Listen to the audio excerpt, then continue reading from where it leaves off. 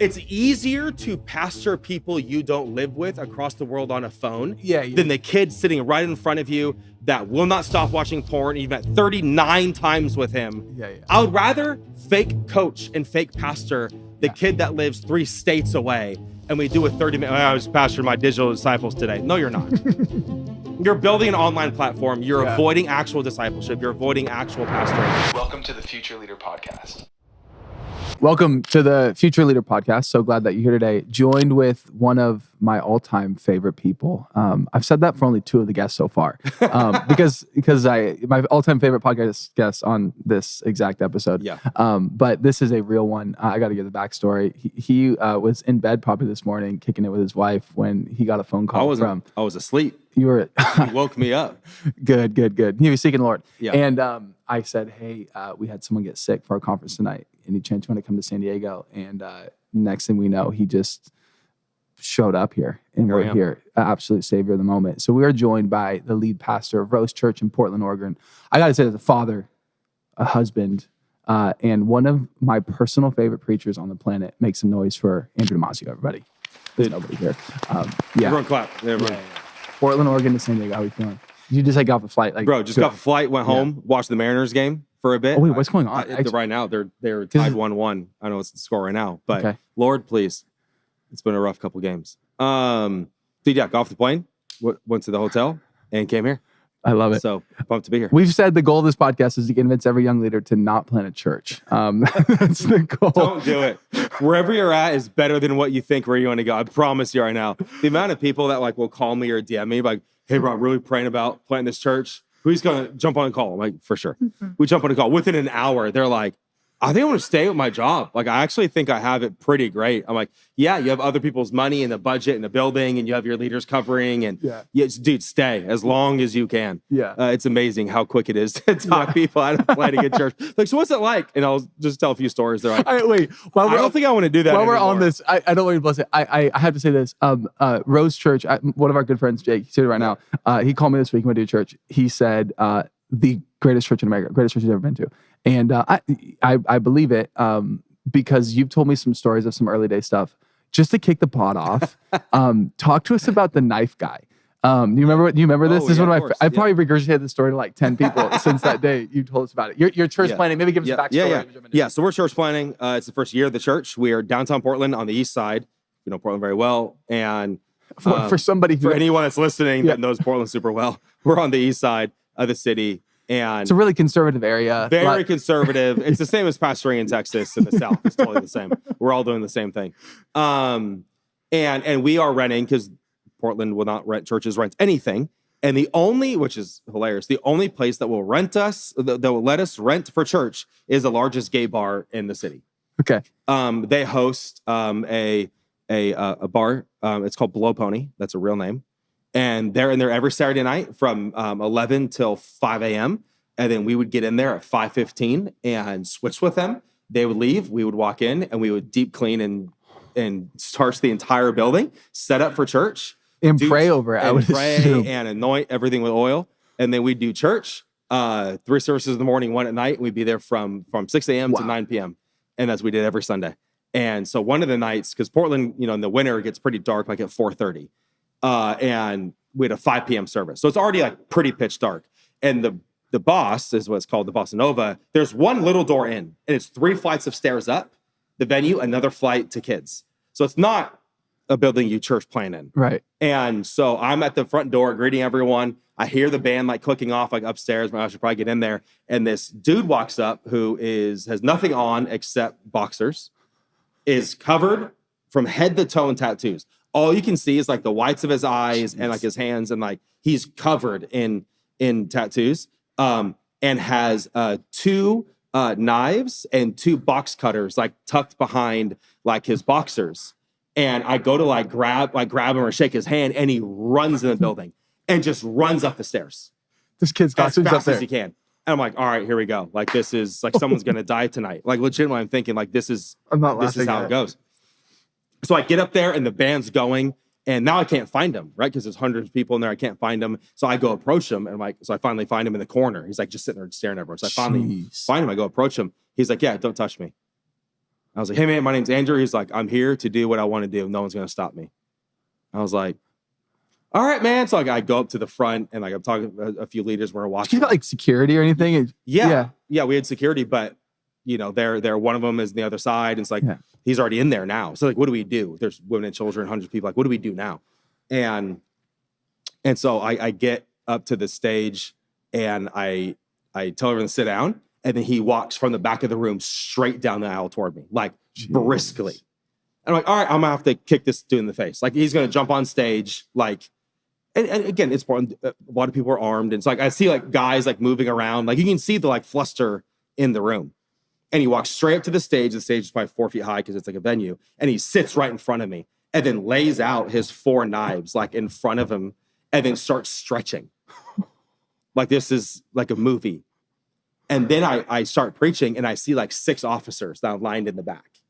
So they're all, I'm standing in the back. I can see them all. So you're on platform. I'm on platform. He's right here. And everyone's like nervous and he's looking at me.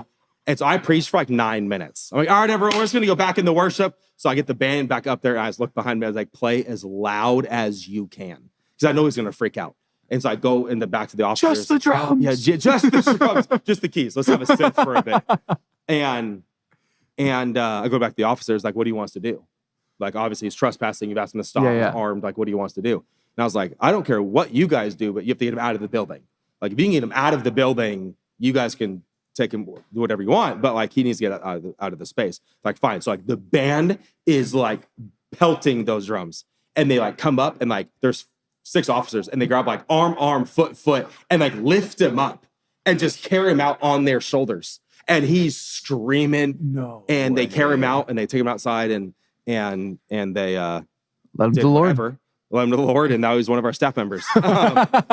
And then I like had everyone sit down and like talk about it. It was like it's one of the only moments in my church leadership history where I did not know what to do. I was like, do I get off stage and like tackle him, address him? Do people? Because if anyone would have come up and grabbed him, like all of his knives are there, like.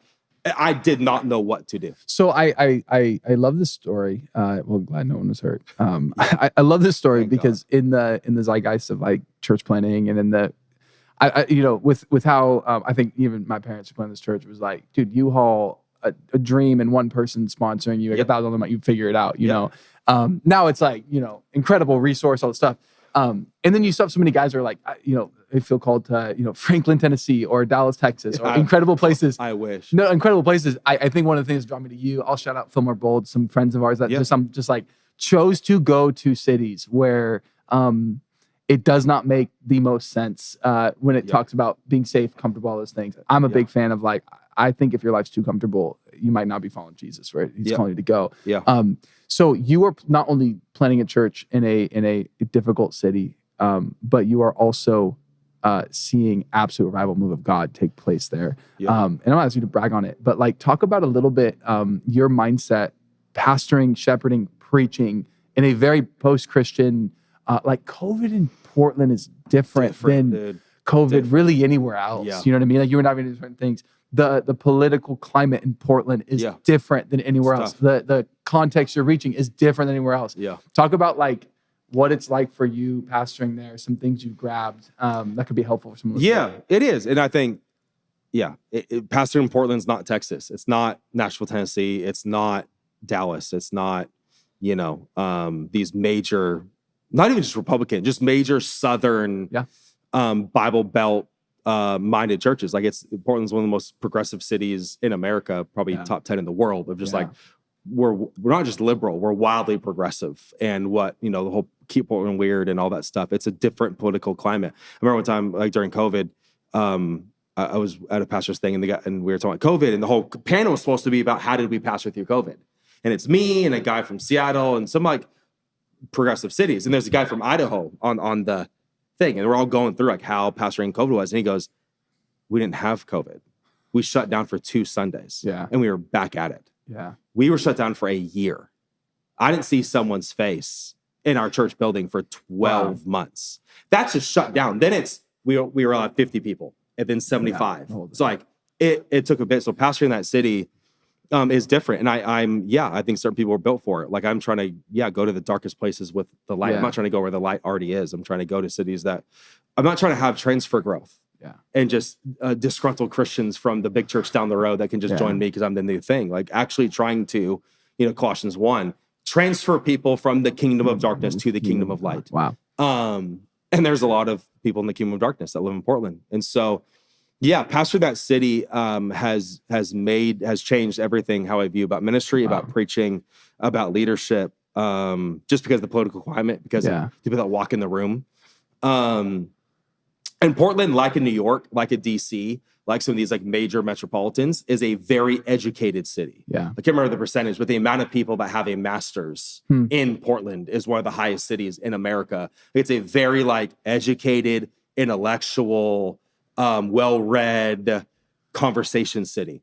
And so it's made me approach doctrine at such a different level because I have to know what I'm talking about. Yeah. And people always ask me, especially like literally right when we're recording this, like everyone's like, are you okay? Is Portland safe? Is your building burning down? The amount of friends in other states like, bro, you good? I'm like, bro, we're all good. Portland's totally fine. Of course, there's a few blocks that are on fire, but like the majority of us, we're fine. But people always ask me, like, Pastor, in Portland, do you get protest every Sunday? Do you have people at signs? And have you been booed every Sunday? And like, how aggressive is the people? Not at all. I've never been booed. I've never had people walk out of the room. I've never had a protester ever. And so people's response is like, well, then you're probably not preaching the full gospel. You're probably not really pressing hard enough. Like, if you listen to any of my sermons, I'm pressing really, really hard. But I think Portlanders, even if they're left-minded, are willing to listen to me because I've well researched what I want to say. And even if they disagree with me vehemently, they respect where I'm coming from because I've thought about what I think. Yep. I've thought about where I'm at. I've studied, I've researched, and I present my case in a way. They're like, I don't agree with you at all, but I appreciate where you come from and you thought about this. And it's made how I preach, how I go about doctrine, about church stuff. You guys do like a cool. You guys do like a maybe it's 6 weeks, 8 weeks. I don't remember exactly. But you guys do like a doctrine class for your church, right? Yeah. So it's called Essentials. Okay. And what it's become, it's developed over the years. What it is now is we offer 3 classes every other month all year. So this month will be 3 different classes. One is always a doctrine, one is always a spiritual, and one is always a life. Being like 1 month we'll have Doctrine 101, being the doctrine class. Prayer, Bible reading, devotions, whatever, some spiritual lane, and then marriage 101 or parenting 101. So we have these 3 lanes that every other month, all year, somebody can take one of those 3 classes.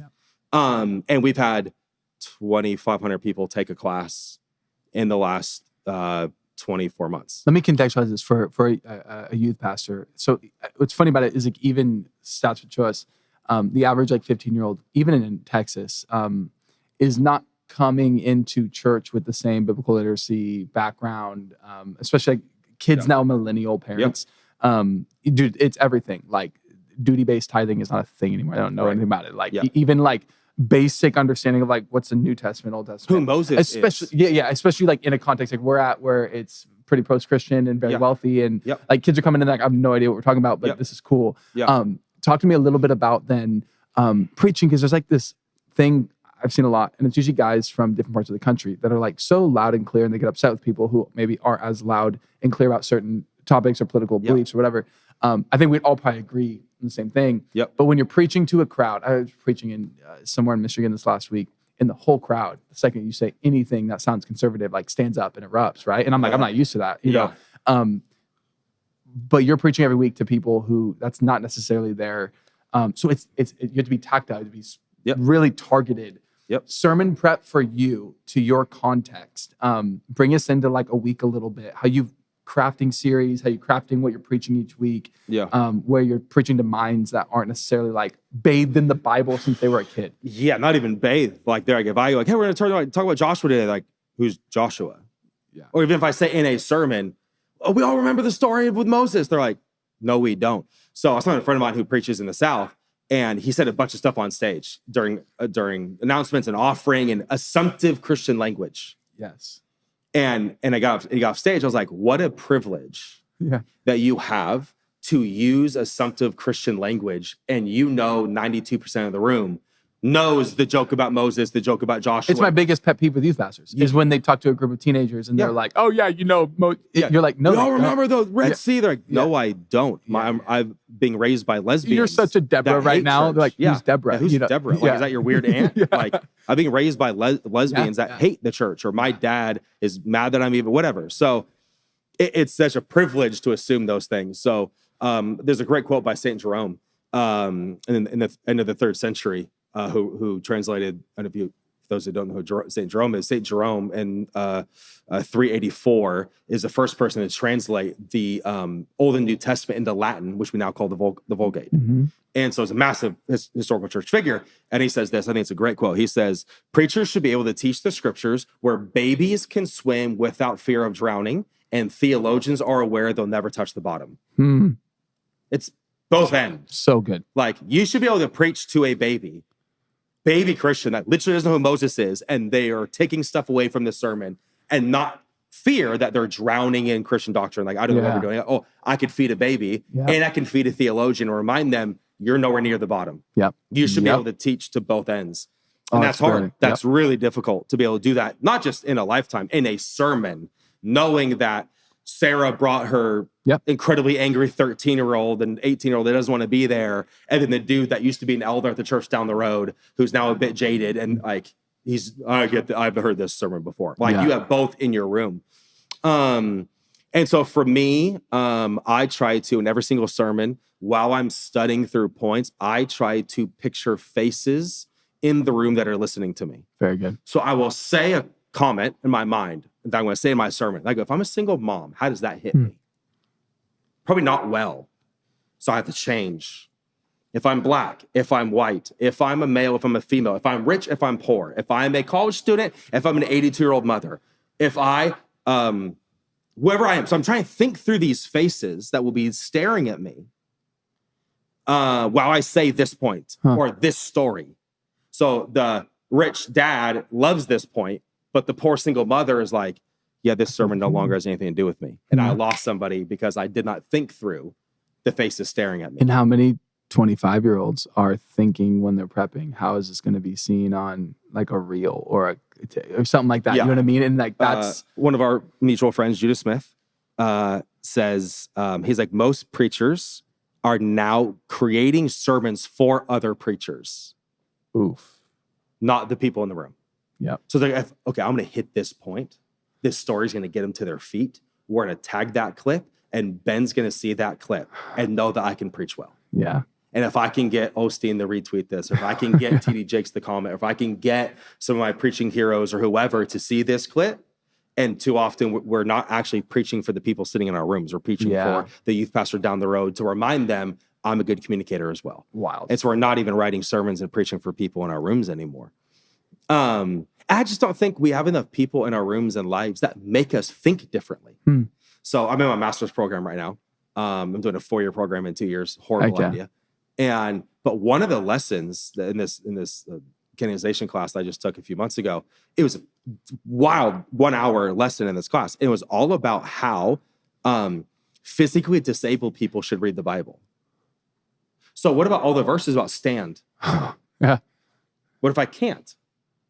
What about all the verses? That's a wild thought. Clap your hands. And like, I physically can't clap this hand because it's shriveled. Like, just put yourself in another seat. And when the pastor says, we're going to worship is this and this and this, and you're like, I can't do any of those things. Crazy. So it's just a fascinating class on how just more preachers and theologians need to put themselves in other seats.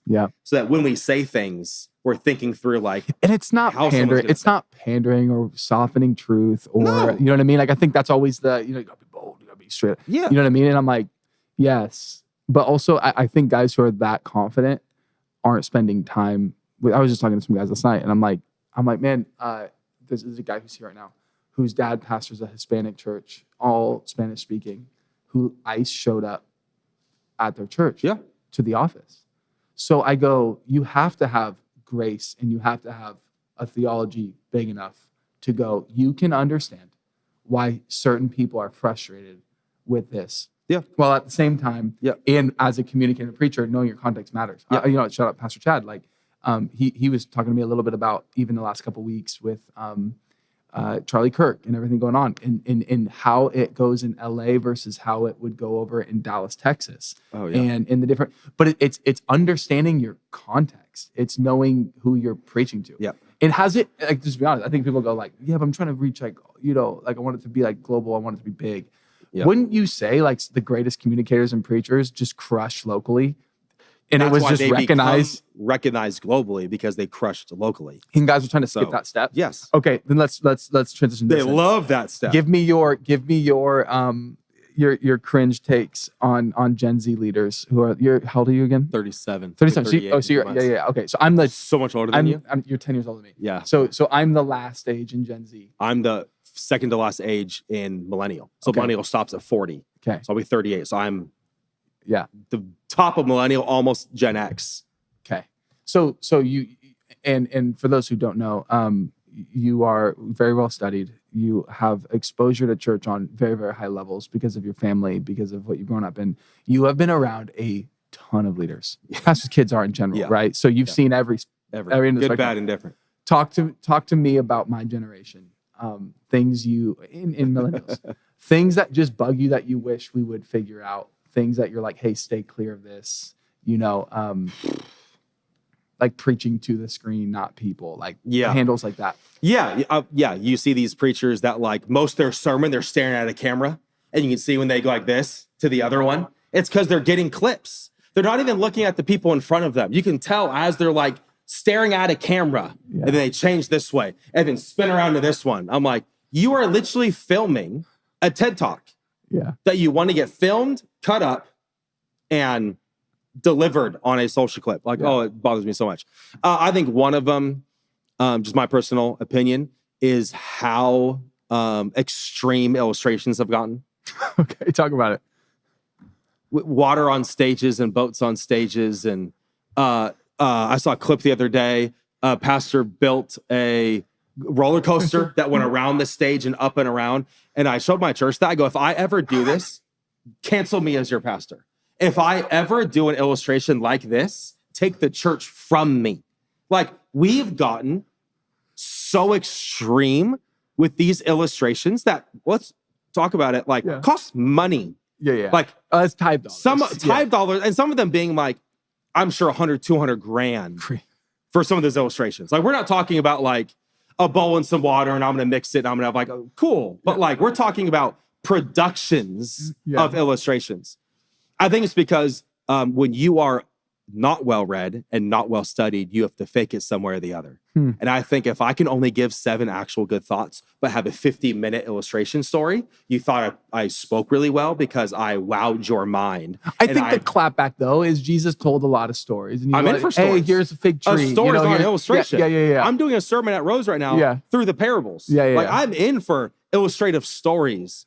And some illustrations, if you go watch some of my sermons, I use minor illustrations. I'm just saying it's got so extreme because we think as communicators that everyone's attention span has gotten so low, which it has, statistically speaking. Now we have to like you ever watch Bluey? You have a Bluey. Bluey? It's like every 3 seconds there's no, not Bluey, Coco Melon. There's a whole study right now that it changes scenes every 2 seconds because a baby's eye, because they can't stare at one thing. So the faster Coco Melon goes, high stimulation. It's freaking crazy. I think pastors are doing that because they don't want to sit on a stool and teach for an hour. Yeah. Because they don't have the content to do so. They don't have the communicative ability to do so. They don't have the intellect or theological chops to just teach for an hour. So that's one just thing for me. I'm like, the illustrations have gone. What do you think is a wise idea? Here's what I tell bad. Do you think it's just a wise idea to probably not post your preaching online until till you're 30, until you're 20? Give me. I don't know. I'll tell you another thing that bothers me about young. We can edit this all we want to. You can kick all this out. I'm not going to name anyone. But when young ministers who have literally built nothing start offering classes. Oh, that's crazy. Like preaching classes. Like they just started preaching a year ago. They're like, hey, everyone, I'm starting to offer coaching about preaching. I'm like, you're 22. But you spoke for 6 months. They're making money, though. That's the goal. Yeah, which is great. Yeah, but they're probably offering pretty poor advice. It's facts, yeah. I would like to get preaching coaching from someone who's done it for 20, 30, 40 years and has spoke 10,000 sermons. And Yeah. the amount of people that like didn't like write books like that, like church planting books. Like a friend of mine called me one day. He's like, I'm gonna write this this book on church planting. I was like, please don't. He's like, why? I was like, because you've never planted a church. Oh, he was writing a book. He's never planted. Yeah. Oh, that's crazy. He's like, well, I have thoughts about it. And I'm like, oh, you're allowed to have thoughts, but like, you've never done it. You're not allowed to write that book. Me and him got a huge argument about it. It's like, I think just sometimes young speakers or young, like Gen Z, younger millennials, they try to skip the process because they had a good couple sermons. Now they can offer coaching for people. Well, this is the Like, bummer, man. It's like, what are we it's doing? because you get like an instant platform without having to really do anything. I would say, and we talked about something. I think there's a difference between a content creator and a shepherd and a pastor, right? So, I think John said something. He was awesome. He's like, we've gotten it twisted. Pastors think they're content creators, and content creators think they're pastors, and that's why everything's like jacked up. You know, but I'm like, the issue is like a lot of these kids, they're like, oh, hey, you got a youth pastor job. You're 20. All right, what's the first thing you're gonna do? Start a YouTube channel. And I got views. Yeah, and people liked it. So I'm good, and I have things to say because I get views. It's the thing that like it bothers me so much. Digital disciple. There's no such thing as a digital disciple. talk about it. I don't want to. Yeah, You can't make me. Like, it's easier to pastor people you don't live with across the world on a phone than the kid sitting right in front of you that will not stop watching porn. You've met 39 times with him. I would rather fake coach and fake pastor the kid that lives 3 states away, and we do a 30-minute, I was pastoring my digital disciples today. No, you're not. You're building an online platform. You're avoiding actual discipleship. You're avoiding actual pastoring. And now because of that little device, anyone can name themselves anything. Yeah, that's true. Anything. Apostle so-and-so. When did you become an apostle? Of who, of what? Prophet. Bishop so-and-so. Prophet so-and-so. Yeah. Like, now because the iPhone, we can now self-name, self-claim anything we want with no accountability, no covering. And then our clapback is, well, I have followers. Yeah. Well, okay. Yeah, that's a bummer. Talk to me about. That's a bummer. Talk to me about building. You did this talk. I absolutely love watching it through. I think I made my whole team watch it. It was like 2 years ago. Yeah. You talked about like check what you're building with. You know what I mean? And I think out of 2 Corinthians. Don't get me wrong. 1 Corinthians 3. Thank you. Yep. And you gave some incredible. Maybe just give me those 3 or 4 points. Yeah. For some guys, because I go. This is what pastoring is you're building church. It's every day showing up. And I've said it's like it's doing the meeting, it's having the call, it's showing up to the game, it's and it's just doing the right things over and over and over and over and over again until it feels like it's old, and then you just keep doing it and fruit comes from it. You know what I mean? Most guys just don't want to do that. No. So this is Paul in 1 Corinthians 3. He says, I thank God that has chosen me as maybe a wise builder. Yeah. And I built on the foundation that is Christ. Right, whatever. And then he goes in verses 10 to 13, I think. He says, some have chosen to build with clay, straw, and stubble. Others have chosen to build with, I think it's gold, silver, and bronze. So you've chosen your materials that you're going to build with. You can end there. But then he ends this little caveat. I think in verse 13, he says, and one day fire's going to come and burn up what every single builder has built. And it will reveal the material the builder chose. Yes. And it's such a good text. Like, everyone's building with something. Views, likes, titles, clickbait. You are choosing straw, hay, stubble. And when days like COVID come, it reveals what you built with. Yeah. I love COVID for this one reason. It revealed who's building churches and who's building platforms. Wow. I'm so thankful for COVID. And even within our church, it built who I was gathering and who I was discipling. Because those who I was gathering just stopped showing up. And this was their easy out. Oh, we can't be together, no distance, like mask. I'm not. And it was the easiest out for them. But those who were truly wanting to be discipled were there, involved. So notice how the mountaintops don't reveal what you're building with. Wow. The fire does. Yeah. So I think there's been a few watershed moments that have been like fire to churches that have revealed. I think COVID was one. I think George Floyd was one.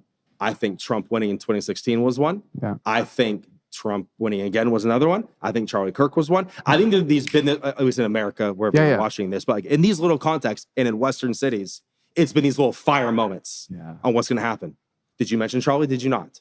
Did you mention Black Lives Matter? Did you not? Did you get on stage and vote for Trump? Did you not? Like, Yep. what have you done in these watershed political moments, COVID being another, that like reveal how you build? Yeah. And everyone's choosing materials. Either you choose gold and stones and firm things, or you build with clay and straw. Which is interesting, is clay, straw, hay, stubble, right, are all very easy things to build with. Correct. They're bendable. Yeah. They're easeable. You can build a chair really quickly. Yeah. You know how long it takes to build a chair with stone or iron? Or like you have to chisel that thing. Yeah. We always want to go to the easy way, quicker, easier, faster way to build.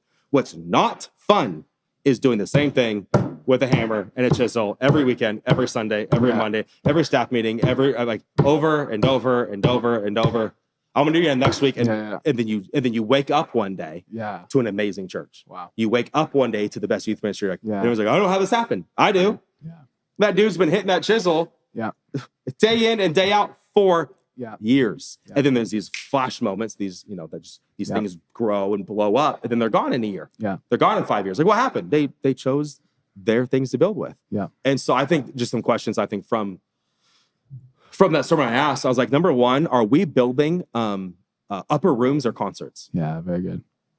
Are we actually building upper rooms of prayer, worship, Holy Spirit, encounters with God? Or are we building the bigger room with the better illustration, the better LED wall, the dude coming from the ceiling on the zip line, and the cannons going? And like, what are we actually building? Yeah. Because I was a youth pastor for 8 years, and I think a kind of decent one.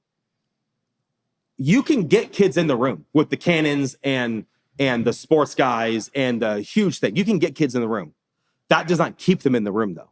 When their life falls apart and they need that, they're not like, can we get another PS5 thing? Can we do more Xbox drives? Like, that might get a kid to come, oh, cool. Bro, not in 2025. I'm talking about 2016. That's what I mean. Like in 2025, it's maybe like, not anymore. I'd be a horrible youth pastor right now. But like, that's not going to keep them in the room. So like, are we building upper rooms or are we building concerts? Yeah. I think we need to consider what we're building. Are we building disciples or consumers? Yeah. 2025, right now, we are in such a consumer-based church mentality. What does the church do for me? What do I get from it? What are they going to do for me? That the American Western consumerization has seeped its way into the church at such a rate that now we have Yelp reviews for churches. I didn't like the front door. I didn't like the greeters. Pastor was too loud. Church was too white. Band was too, whatever. I got tagged in the thing this week from a church I was at. A guy showed up. His tag is like, I don't even want to shout it out. I don't want to give him more thing. But it was like, so-and-so, the church reviewer. Yeah. And it was like photos of the Sunday. And it was like a list of things he liked and didn't like from the church service. Yeah. And he was like, oh, parking team was great. This thing was not great. Coffee was mid. Yeah. And like went through and reviewed the whole thing. Yeah. And people want it. Yeah. Oh, it had like 500 likes. Like we live in the world of Julie Roys and Ruslan and all these, we now live in just a whole world of, I'm here to give my critique. And that's why I get paid to do.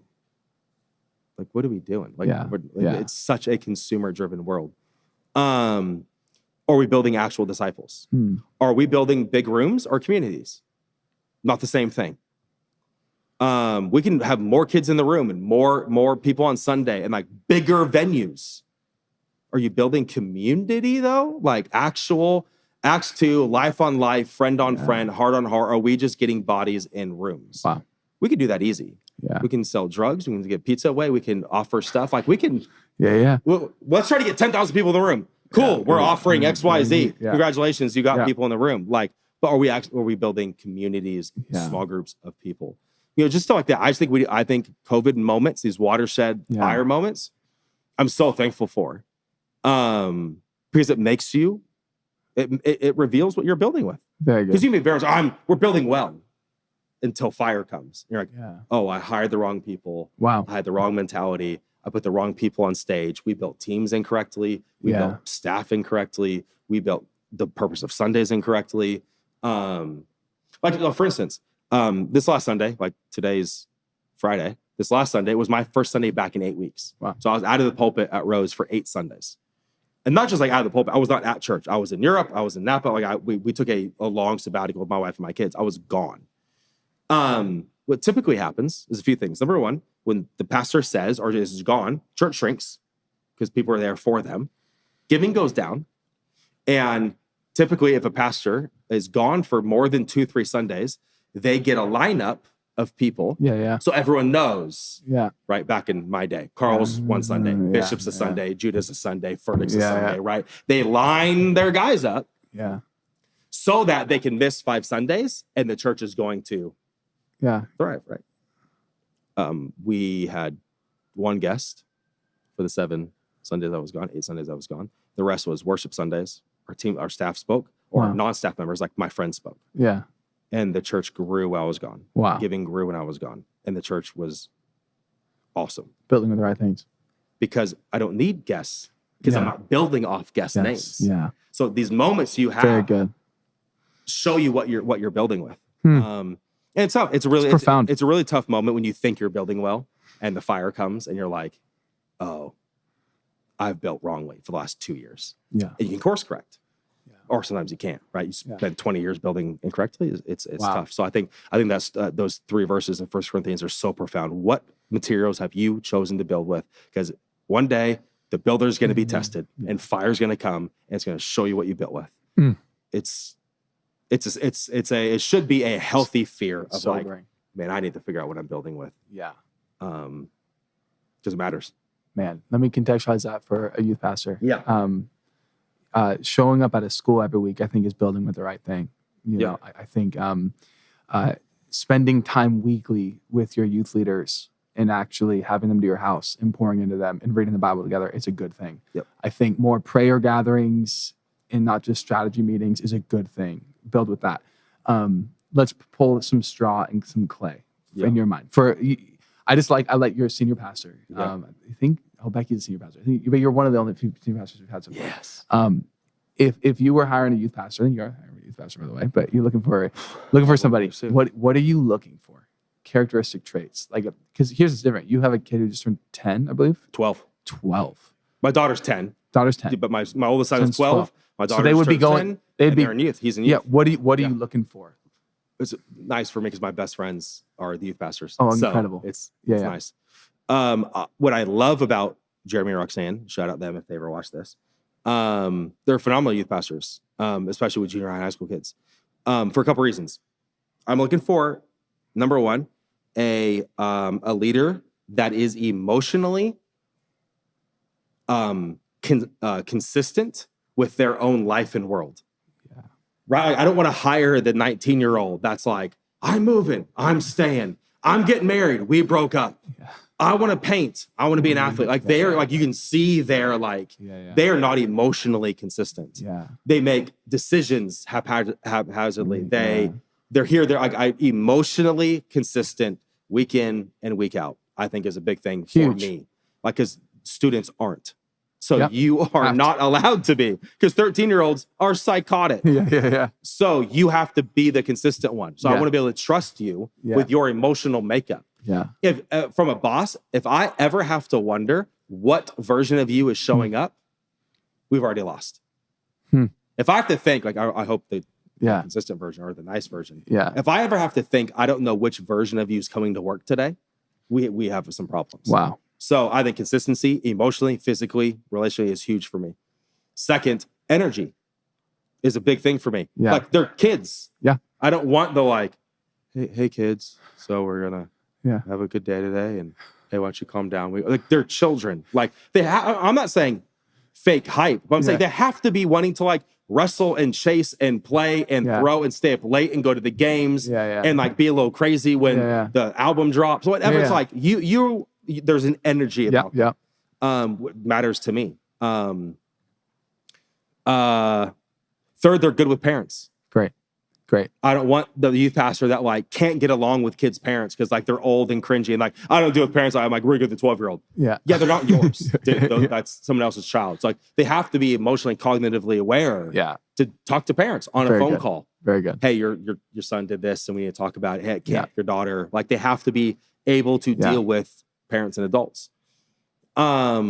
I want them to go to like games, going to the plays, going to the concerts, going to the games, being in the front row, painting their face, having signs. Like they are in this thing. Like I'm here for this kid. I think I want them to be able to find the line between getting sued and having fun. I love it. Like find that line. I found that line like 4 years ago. Don't get me sued. Yeah. But like, you better have fun. Like with their 13, 15-year-old kids. Yeah. Like, so find that line. I want them to build the church, not just youth ministry. I want them to care about the local church, not just their little corner of the room. Yeah. I want them to learn the Bible, know they're teaching and preaching and sharing. I submit one to you. I'm just kidding. Yeah. I'm just rattling it off. Have a vision for their life. No, I'm serious. Like when a 15-year-old has more clarity on what they're called to do, and then I would submit that under the consistency stuff of just like I might be this, but I might go do that, and I don't know, I might move there. And when like a 16-year-old knows how to save and make money and do things more than the leader.